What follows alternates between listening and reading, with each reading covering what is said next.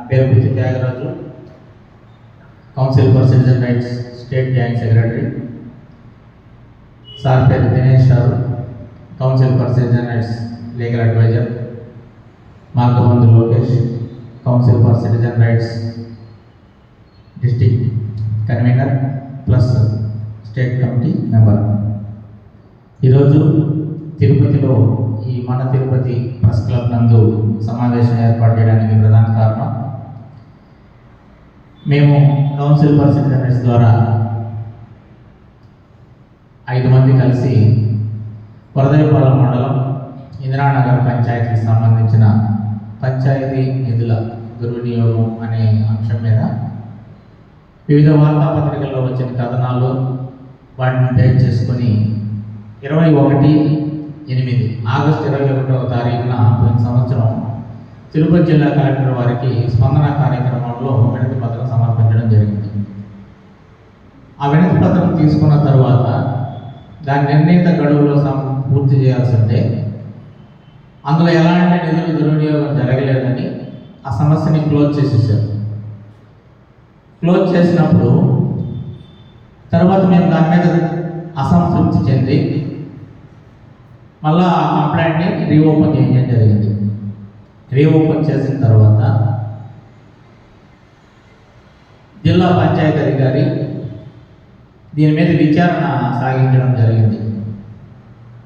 ఆ విచారణ ఎలా జరిగిందంటే, హడావుడిగా వచ్చి అక్కడ ఉన్న పుస్తకాలని హ్యాండ్ ఓవర్ చేయమని చెప్పేసి 1 గంటలో పూర్తి చేసి మాకు తొందరలో దీన్ని పరిష్కారం చేస్తామని మా దగ్గర ఒక ఎండార్స్మెంట్ తీసుకొని మాకు ఇవ్వడం జరిగింది. సరే, ఆయన జిల్లా ఉన్నతాధికారి కదా అని ఆయన మీద ఉన్న గౌరవంతో ఆయన మాటల్ని మేము నమ్మి తర్వాత ఆయన ఇష్ట ప్రకారమే ముందుకు వెళ్ళమని చెప్పడం జరిగింది. ఆ తర్వాత గూడూరు డిఎల్పిఓ గారిని స్పెషల్ ఆఫీసర్గా పెట్టి ఈ రికార్డ్స్ అన్ని పరిశీలించారు. పరిశీలించిన తర్వాత వారు జిల్లా పంచాయతీ అధికారికి నివేదికను కూడా అందజేశారు. వారు ఏమైతే గమనించారో ఆ అంశాలంతా కూడా వారు జిల్లా పంచాయతీ అధికారికి సమర్పించడం జరిగింది. సమర్పించిన తర్వాత మరలా వాళ్ళ దాని మీద ఎక్స్ప్లెనేషన్లు అవి ఇవి అంటూ కాలయాపన జరుగుతూ పోతూనే ఉంది. అంటే రాష్ట్ర ప్రభుత్వం ప్రతిష్టాత్మకంగా ప్రవేశపెట్టిన స్పందన కార్యక్రమంలో ఆగస్టు నెల 21వ తారీఖున ఒక అర్జీని సమర్పిస్తే ఇప్పుడు మార్చి 2024 6వ తారీఖు ఇంతవరకు దీన్ని సమస్యను పరిష్కరించి ఒక సొల్యూషన్ తెలుసుకోలేకపోతున్నారంటే, వినతి పత్రాలంటే ఈ జిల్లా ఉన్నతాధికారులకు ఎంత నిర్లక్ష్యం ఉందో మనం అర్థం చేసుకోవడానికి ఇది ఒక చక్కని ఉదాహరణ. అంటే ఒక వినతి పత్రం ఒక ప్రభుత్వ కార్యాలయంలో ఇచ్చినప్పుడు దాన్ని కొన్ని పద్ధతులు ఉంటాయి, కొన్ని టైమింగ్స్ ఉంటాయి. ఆ టైమింగ్స్ ప్రకారం కూడా విచారణ జరగకుండా ఎందుకు ఇంత కాలయాపన చేస్తున్నారో మాకైతే అర్థం కావడం లేదు. అంతేకాకుండా మా పేర్లు బయటకు వచ్చి మమ్మల్ని మళ్ళా ఒత్తిడి తెచ్చి ఈ అప్లికేషన్లు పెట్టే వాళ్ళ మీద బెదిరింపులు దిగే పరిస్థితి కూడా ఈ మధ్య తలెత్తింది. అంటే దీంట్లో ఒక సమస్యని మనం ఇచ్చినప్పుడు కానీ ఒక ఇలా నా ఇబ్బంది జరిగింది దీన్ని సరిచేయండి అని చెప్పి జిల్లా అధికారుల స్థాయికి తీసుకొస్తే అదొక 3 నెలలు, ఇదొక 3 నెలలు, 6 నెలలు అవుతుంటే కూడా ఇంతవరకు సమస్య పరిష్కారం కాలేదంటే ఇంకెవరితో చెప్పుకోవాలి?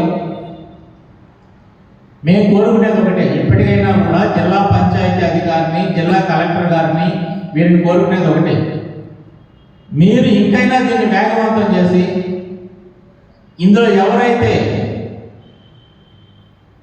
తప్పులకు పాల్పడున్నారో వాళ్ళపైన ఖచ్చితంగా చర్యలు తీసుకోవాలని మేము కోరుకుంటున్నాం. ఇక మాకైతే 6 నెలలు అంటే ఎలా ఉందంటే, ఇక్కడ ఇన్నిసార్లు తిప్పిస్తే వీళ్ళు కామ్ అయిపోతారనే ఉద్దేశం ఏమన్నా అధికారుల్లో ఉందో ఏమో మాకైతే తెలియదు. కానీ నిరుత్సాహపరిచే విధంగా, అర్జీదారులని నిరుత్సాహపరిచే విధంగా ఈ స్పందన కార్యక్రమం దాన్ని జరుగుతూ ఉందనడానికి ఇది ఒక చక్కని ఉదాహరణ. ఈ కంప్లైంట్ నెంబర్ కూడా నేను చెప్తాను, మీరు ఎవరైనా కూడా దాన్ని మళ్ళా చూసుకోవచ్చు. టీపీటీ 2023 08/21/461 ఇది కంప్లైంట్ నెంబర్. ఎందుకు ఇంత జాగ్రత్త చేస్తున్నారనేది మాకైతే అర్థం కావడం లేదు.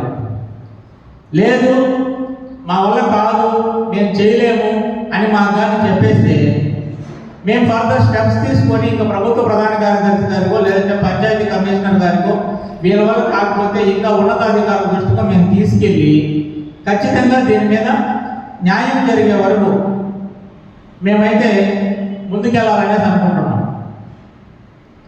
ఈరోజు ఒక ప్రభుత్వం కూడా ఉదాహరణకు ఒక పథకం ప్రవేశపెడితే